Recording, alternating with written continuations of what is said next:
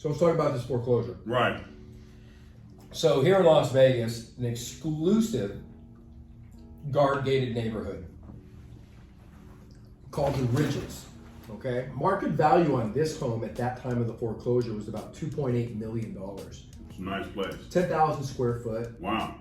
3 levels, underground wine cellar. I mean, beautiful home. Like a mansion. Yeah, infinity pool, unobstructed views of the strip, up in the Ridges. So the bank had been attempting to, and I won't name the name of it, but it was a fairly prominent attorney in town who owned the property. So the bank had been attempting to negotiate with the homeowner on working something out on the foreclosure resolution. Didn't end up working out. So the homeowner decided that they were unhappy with the outcome and they were going to retaliate, if you will, to the bank. Well, I get the foreclosure notice from the bank that, hey, the property's been through foreclosure. We need you to go over and I do what they call secure the property. So I arrive over to the property to secure the property. And as I'm pulling up, I'm noticing, there's like water kind of running down the front of into the lawn and into the landscape. Where's it coming from?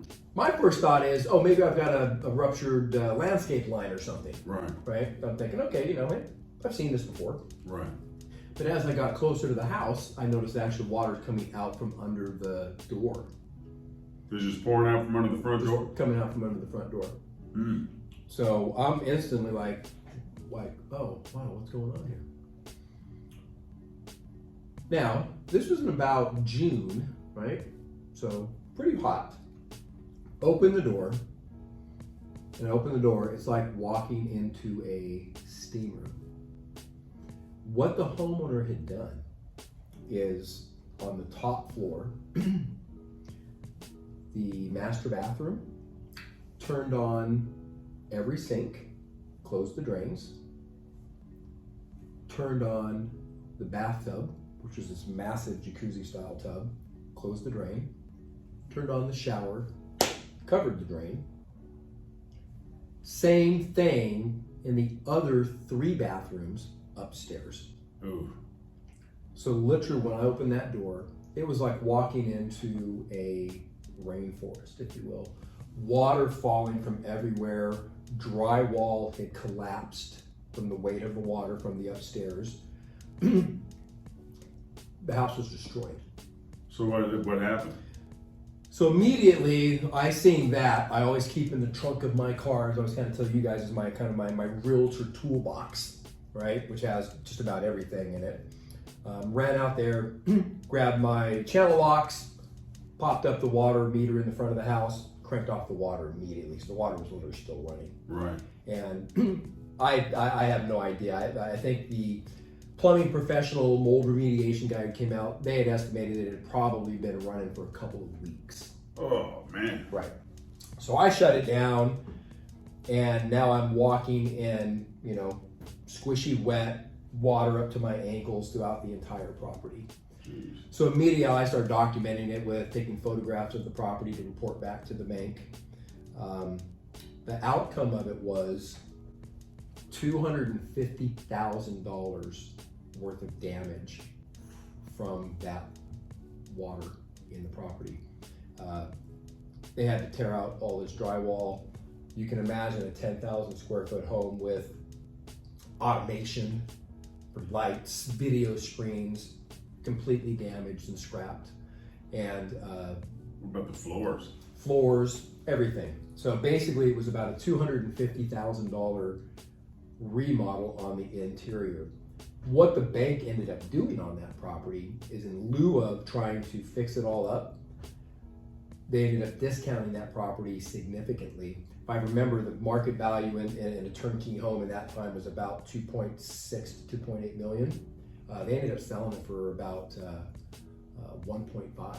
Oh, man. Yeah. So now in that sort of a situation, can they go after the previous homeowner for... Absolutely. And I was never called to testify, but I do know the plumbing company that handled the extraction of the water and the drywall repair were actually called into court to testify on it. So I do believe that they did end up going after that homeowner for basically, destroying the property.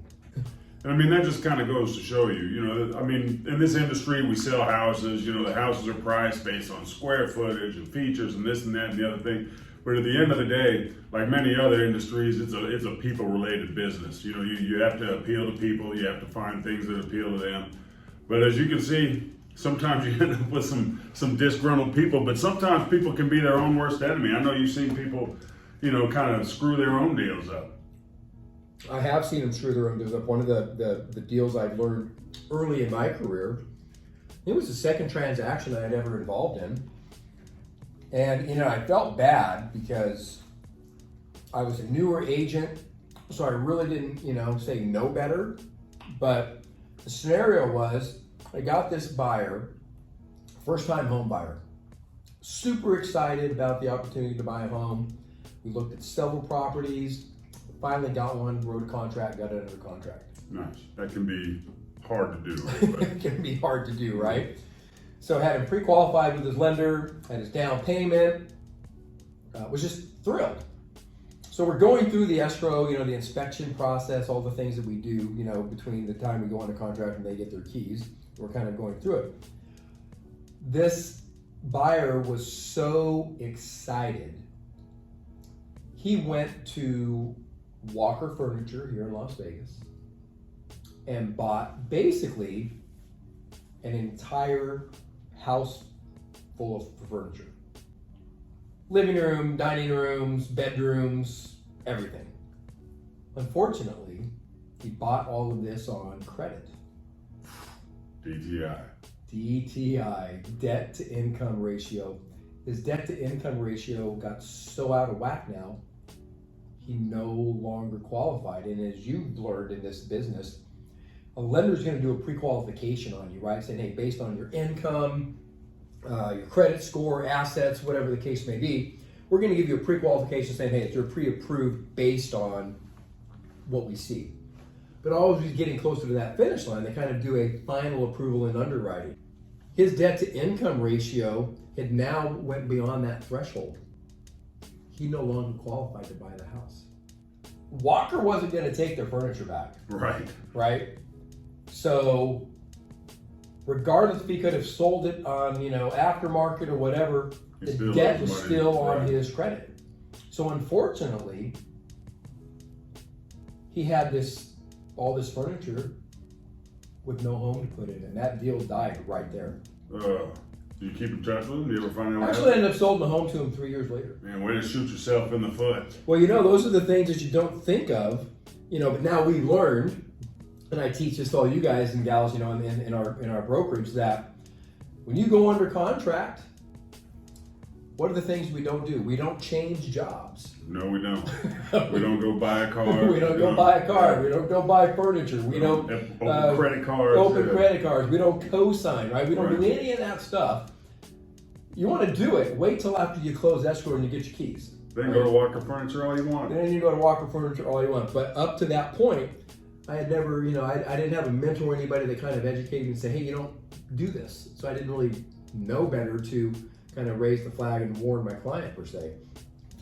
But you guys benefit from my experience because I always tell you guys and gals that, hey, we got to educate our buyers. Everybody, if you made it all the way to the end of this video, you are a rock star. Hang in there for part 3.